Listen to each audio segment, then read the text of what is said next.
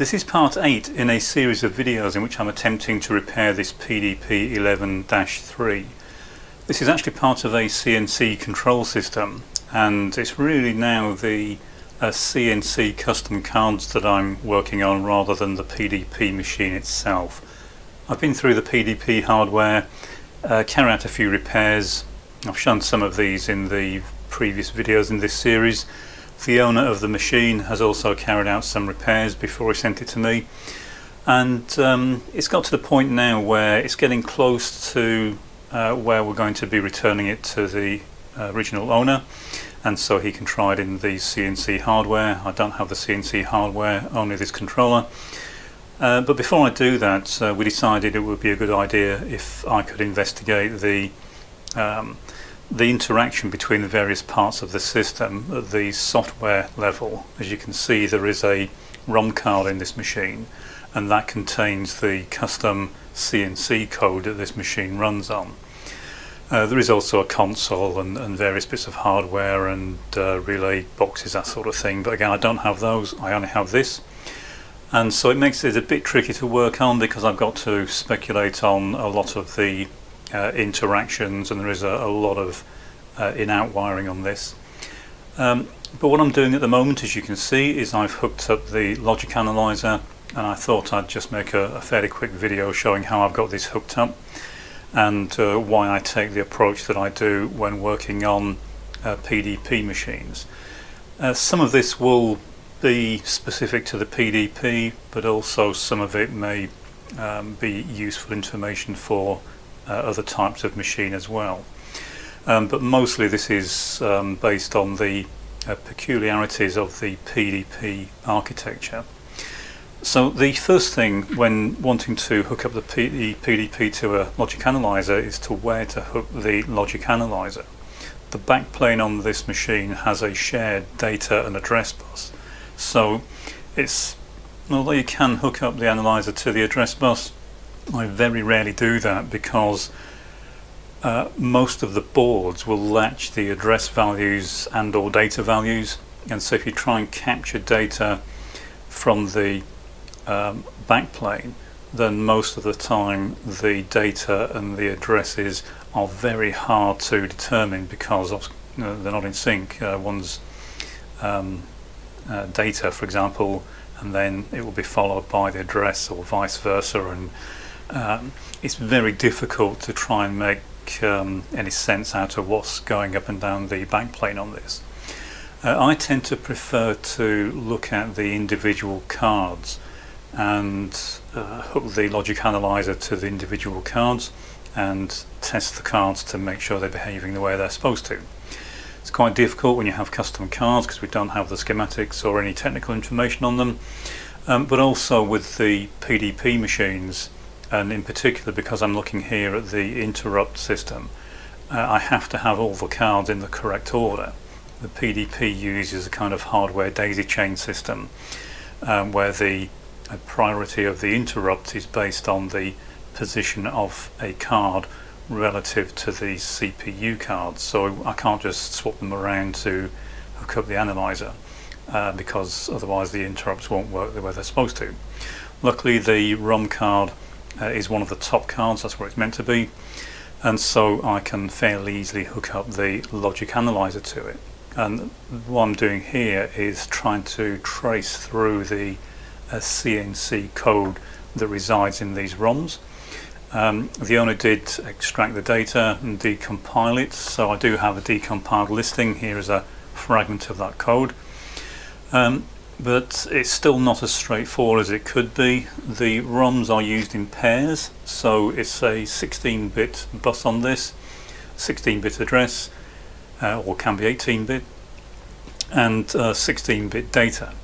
But these are 8-bit ROMs, so the way they are arranged on this particular ROM card is the ROMs are in pairs with a low byte and a high byte, but they are accessed together in pairs. Now of course that makes it a bit more tricky to hook up the logic analyzer, but not impossible. But where it really starts to get a bit more tricky is in interpreting what's going on, and that's really what this video is about. It's how to make it as simple as possible to interpret the data that we're gathering with the logic analyzer. So the first thing is to get the logic analyzer set up. So I'll move the camera, I'll show you how I've got the analyzer configured.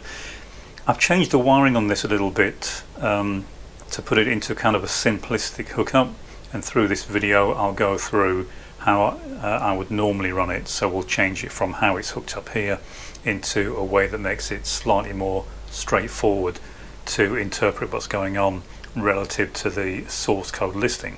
But we'll start off by looking at the configuration of the logic analyzer. Okay, so we'll start with the basic configuration of the logic analyzer. As you can see, I've got it set into state mode. I always prefer to run logic analyzers in state mode when dealing with machines like this. It's far clearer and gives less ambiguous data capture than running them in timing mode, simply because everything is synchronized with a single clock on the target machine. So set up fairly straightforward manner. I've just got 4 of the pods in this particular machine. The other 4 we don't need, so I've got those assigned to the second machine. And if we look at the way I've got the inputs for a couple of the pods set up, it's very straightforward. So firstly, the 16 bits of pod 1 are set up as the address bus. I'll come back to the address bus as we go through this video, because this is where you can make life a lot easier for yourself with just a few minor changes to the way this is hooked up. But at the moment I've got it hooked up so that the first bits on the address are set up and connected to the address lines on the ROMs. So there's a kind of a one-to-one relationship between address 0 and on the ROM and address 0 on the pod. But we'll change that later. You'll see why. The second pod is set up as a 16-bit data bus.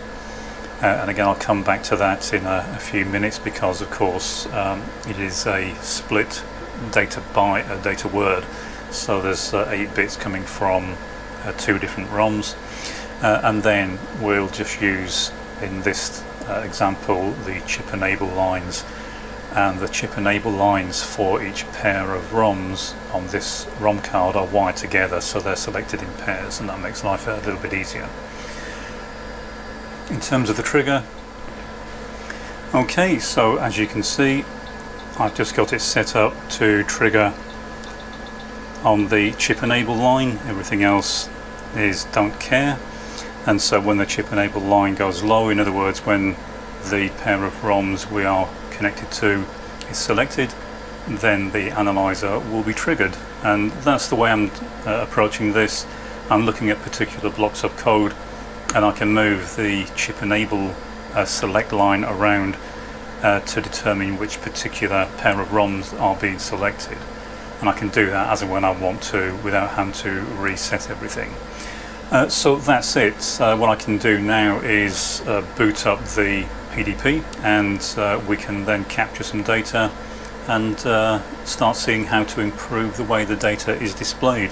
So I'll just get the PDP started up. I'll also need to initialize it through the terminal, so I'll do that, and then we'll carry on and see if we can get anything meaningful out of the machine. Okay, well hopefully you can hear me over the noise of the PDP. I'm afraid the fan is a bit on the noisy side, but I can't disable it, otherwise the boards would fairly quickly overheat. But what I can do now is enable the analyzer capture, and I've got it set up in such a way that we should capture something as soon as one of these ROMs is accessed. And as you can see, we have accessed something. And the address we're seeing is 2716. So what we've got on the top blue trace is the address bus. I've got it set up for displaying octal values, and the data is also set up to display octal values, and we can see the chip enable line below that in white. And when the chip enable line goes low, the particular ROMs that we're interested in are selected, and we then start capturing data, and I can of course then scroll through that data to see what the individual byte values are. Now the addresses probably look a bit strange, so the first one we've got on screen here is 2716, and I happen to know that that's in this fragment of code. I won't go through how I've got to this point, but using this technique you'll fairly quickly see that you can kind of walk your way through the code and almost use the analyzer like a nice in-circuit emulator. Okay, so address 2716 is actually this address, and as I said in the previous videos, there should be a 1 at the beginning of this, so it should be 115634, not 0. This has just been decompiled without setting the base address, so just remember that the first digit should be a 1 and not a 0. But of course you can see it's showing something completely different. Although if you look underneath, you'll see the data values are correct. So the first one is 42737, and we've got 100, that's followed by 177564, which again you can see is correct. And if I scroll across, with the next low chip enable, you can see at 2721 we have a value of 106466.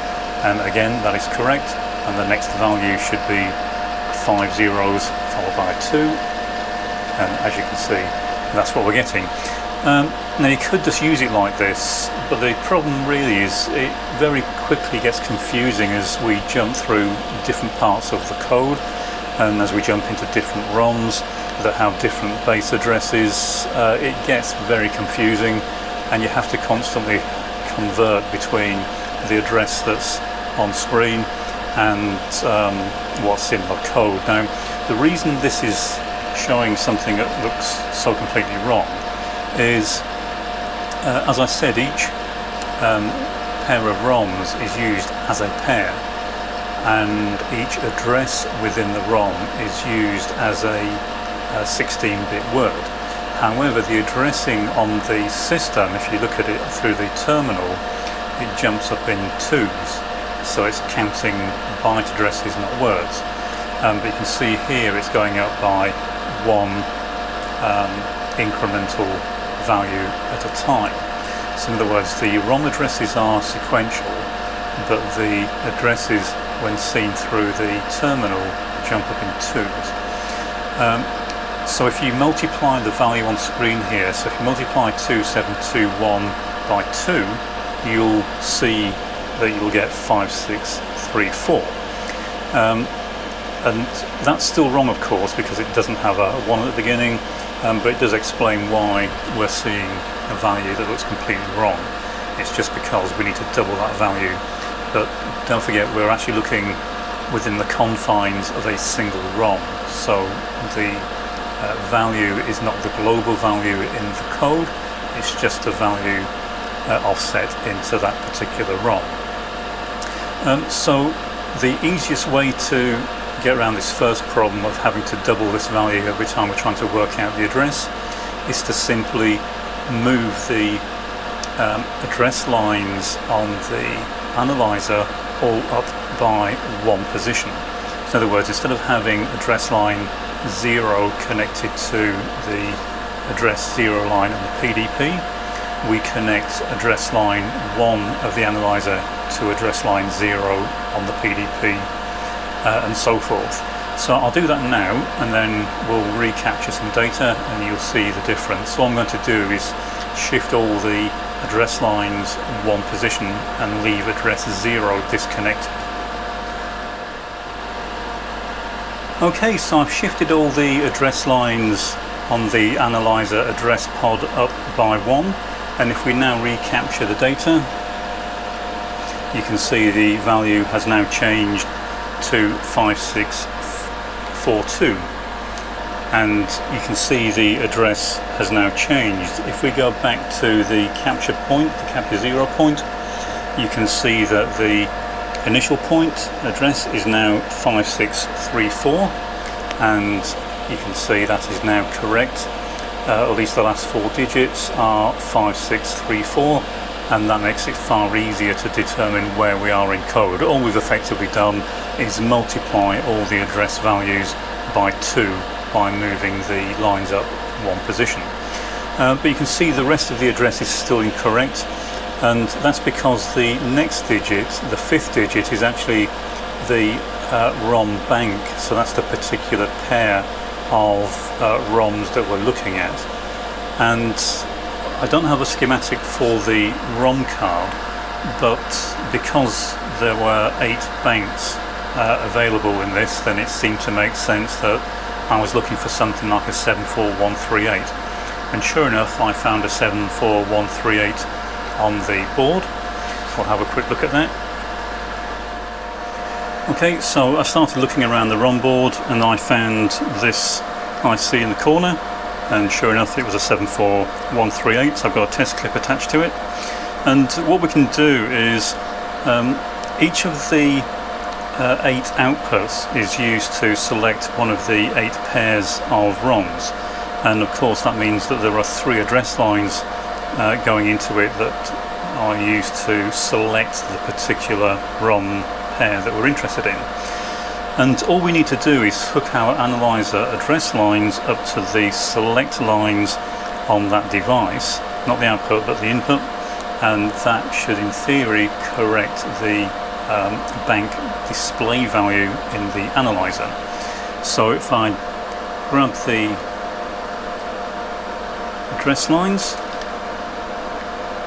and so we're looking for 12, 13 and 14, which are these 3, and all I have to do is connect them to the select lines on the 74138,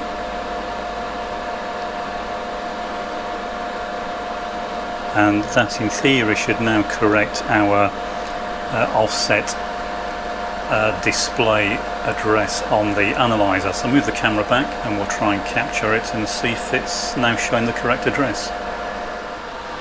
Okay, so previously we captured an address of 005634, and it should be 15634. Actually it should be 115634, but what we're trying to do here is fix this 1, and I'll try recapturing some data and see what happens.